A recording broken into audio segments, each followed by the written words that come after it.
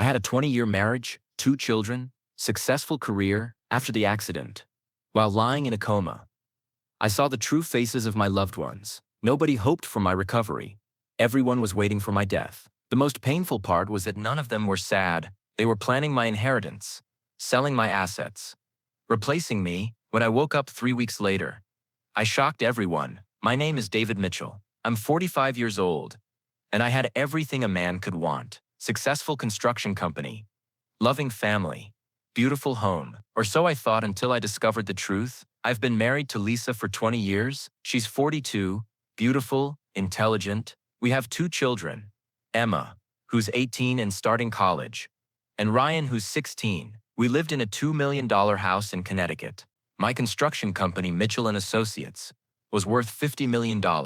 We built luxury homes, commercial buildings. I worked hard to provide the best life for my family. 3 weeks ago, everything changed. I was driving home from a client meeting when a drunk driver hit my car. SUV flipped 3 times. I woke up in Hartford Hospital with severe head trauma. But here's what nobody knew. I wasn't actually in a coma. I was conscious, could hear everything but couldn't move or speak. Doctors call it locked-in syndrome. My family was told I was in a vegetative state. The first conversation I heard broke my heart. Lisa was talking to Dr. Peterson in my room. "Doctor, what are his chances?" Lisa asked. "Very slim, Mrs. Mitchell. The brain damage is extensive. Even if he wakes up, he'll likely be severely disabled, so he'll never be the same David." "I'm afraid not. You should prepare for the worst." What shocked me was Lisa's response. "I understand, doctor. Thank you for being honest." No tears, no emotion, just clinical acceptance. After 20 years of marriage, this was her reaction to potentially losing me. That evening, Lisa called her sister Jennifer. "I could hear every word, Jen. The doctor says David won't recover. He's basically gone." "Oh, Lisa, I'm so sorry. How are you holding up?" "Honestly, it's almost a relief. David's been so controlling lately. Always working, never home. Maybe this is a sign." "A relief." My wife of 20 years called my potential death a relief. "What about the kids?" Jennifer asked. "They're handling it. Emma's more concerned about college tuition. Ryan keeps asking about David's cars. My children were worried about money and cars, not their father's life." Day 2 brought worse revelations. Lisa was meeting with our financial advisor, Robert Chen, in my room. They thought I couldn't hear.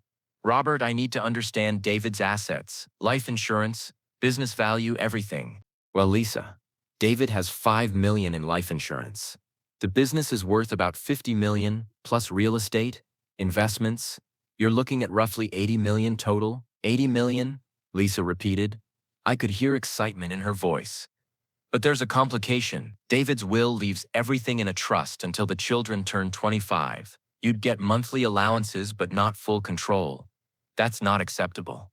Can we change this?" "Not while he's alive. But if he's declared brain dead, you become primary beneficiary." They were discussing my death like a business transaction. Robert continued. "There's also the matter of the business. David's partner Mike wants to buy out David's shares. He's offering $30 million. That's less than it's worth." "Yes, but it's immediate cash. No waiting for probate." Lisa was already planning to sell my life's work. Day 3 was devastating. My children visited. Emma, my 18-year-old daughter, brought her boyfriend Tyler. "Dad looks so peaceful," Emma said. "At least he's not suffering." "Yeah, it's probably better this way," Tyler agreed. "My uncle was in a coma for months. Total burden on the family." Emma agreed. "Mom says we might need to make some difficult decisions soon." "What kind of decisions?" Tyler asked.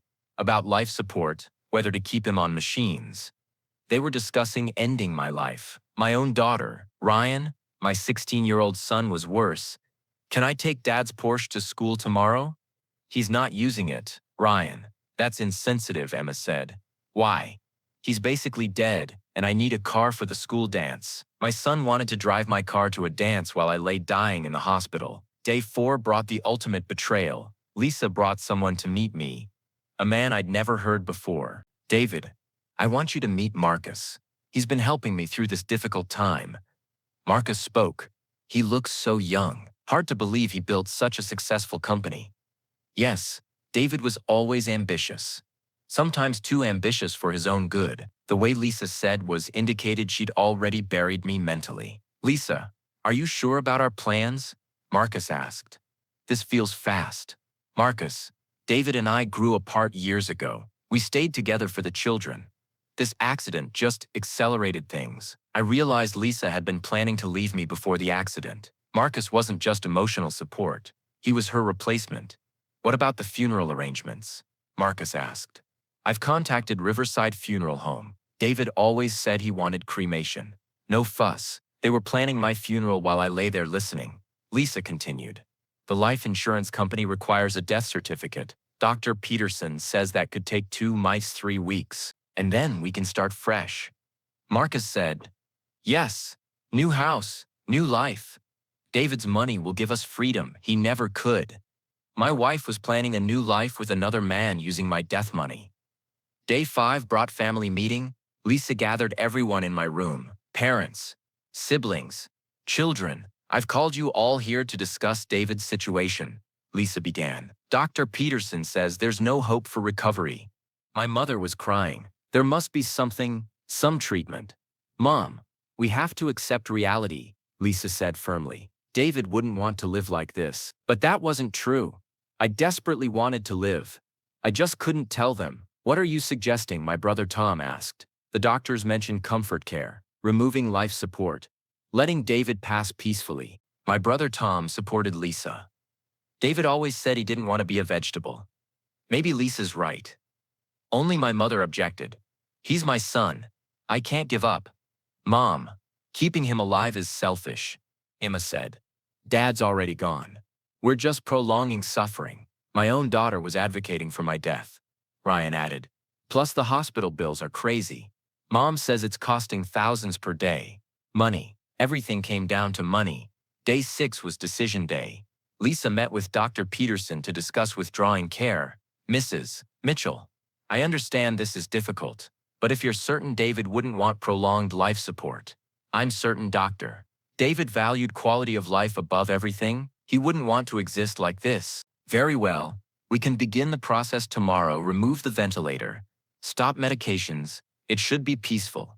They scheduled my murder for the next day. That night, I summoned every ounce of strength. I had to reveal myself before they killed me. I focused on moving my right index finger, just a tiny movement. After hours of concentration, I felt it twitch. The next morning, Lisa arrived with Marcus and the children. Dr. Peterson was prepared to remove life support. Are you ready, Mrs. Mitchell? Dr. Peterson asked. Yes, doctor. It's time. As Dr. Peterson reached for the ventilator, I moved my finger, then my hand, then opened my eyes. Hello, everyone, I said weakly. The room erupted in chaos. Lisa screamed. Marcus stumbled backward. Emma fainted. Ryan dropped his phone. David, how? This is impossible. Dr. Peterson stammered. Apparently not impossible, I said. I heard everything. Lisa was white as a sheet.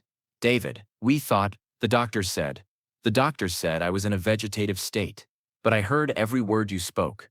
I looked directly at Lisa. I heard you planning my funeral with Marcus. I heard you discussing my life insurance. I heard you scheduling to kill me. David, you don't understand. Lisa started.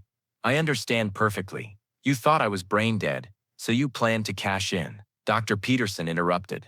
Mr. Mitchell, we need to run tests. This recovery is unprecedented. The tests can wait. First, I need to address some family business. I looked at Marcus. Who are you exactly? Marcus couldn't speak.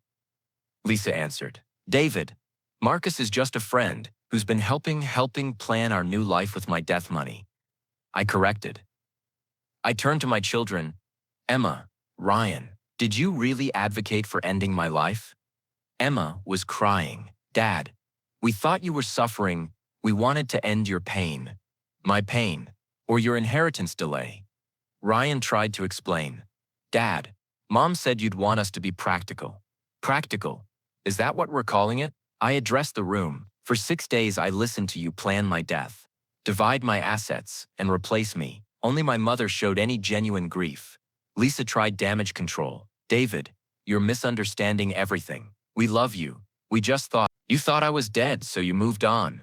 With my business partner offering 30 million, Marcus planning our house, and you scheduling my execution. The truth was out. My family's real nature was exposed. Dr. Peterson cleared the room for medical evaluation. Tests confirmed I was fully recovered. No brain damage, full cognitive function. Later that day, I met privately with Lisa, 20 years of marriage. Was any of it real, David? You don't understand the pressure I've been under. Your constant work, never being home. So you planned to kill me. We didn't plan anything. We thought you were brain dead. Lisa, I heard you with Marcus. This wasn't sudden grief support. You've been planning to leave me. She couldn't deny it. David, we've grown apart. The accident just clarified things. Clarified that you're a sociopath. I called my lawyer that evening, filed for immediate divorce, changed my will, removed Lisa and the children as beneficiaries. The next day, I confronted my business partner, Mike. I hear you offered Lisa 30 million for my shares. Mike was embarrassed. David, I thought you were, Lisa needed immediate cash. At 60% below market value, it was a difficult situation. For whom you were stealing my company while I was unconscious. I fired Mike and bought out his shares instead. Emma and Ryan tried reconciling. Dad, we're sorry. We didn't mean. You meant every word. When you thought I was dying, you showed your true character. But we love you. You love my money. There's a difference. I changed my will, created a new trust that excluded them until they turned 30 and proved their character through community service. 6 months later, my life was completely different. Divorced from Lisa, estranged from my children, but surrounded by people who genuinely cared. My mother stood by me throughout. David, I never gave up hope. You were the only one, Mom. New relationships formed with people who knew nothing about my wealth. Friends who valued David Mitchell, the person, not the bank account. Lisa married Marcus 6 months after our divorce. They moved to Florida with money from selling our house. My children live with them, still hoping for inheritance. My company is thriving under new management. I focus on projects that matter, not just profit. The accident taught me that near-death experiences reveal truth. When people think you can't hear them, they show their real nature. Lisa, Emma, Ryan, Mike, they all failed the ultimate character test. When they thought I was helpless, they planned to profit from my death, but I survived. And now I know who my real family is. It's not always the people you're related to. Sometimes it's the people who stand by you when you can't stand up for yourself. My coma wasn't real, but the lessons were. Sometimes you have to fake being unconscious to see who's really conscious of your worth.